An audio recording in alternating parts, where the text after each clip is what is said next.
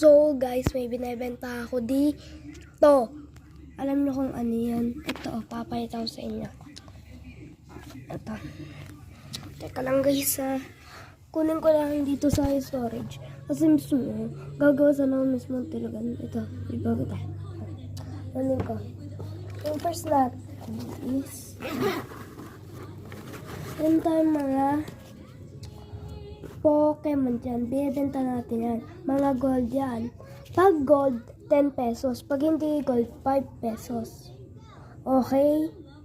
Okay. Naintindihan nyo naman? Pag gold, 5 pesos. Hindi, 10 pesos. Pag hindi naman gold, 5 pesos.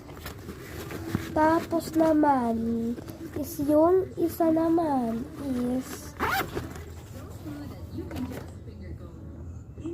mga G-beads.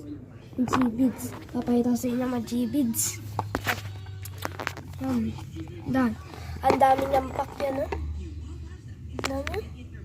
Tapos nalaglagan na yung screen natin. Men. So, yun. May G-beads tayo dyan. So, yung mga magagandang G-beads ay 10 pesos. Pero pag hindi magaganda, 5 pesos. Ito magaganda, dyan lang naka-display yan. So meron din tayo dito yung tinatawag na mga Uno card ng Minecraft. Yan o. Kita nyo?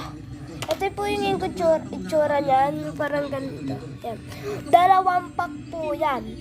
Kung gusto nyo po bumili na po kayo sa mga sa school.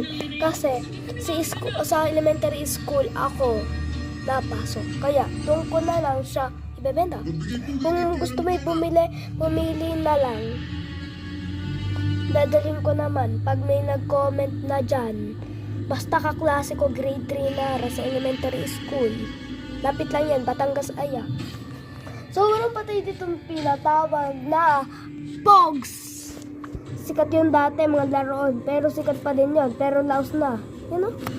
Ditong Pogs. Yun o. Dami. Di ba? Yan o. Tinawag ako ni mama. So, dahil tayong dito, Pogs.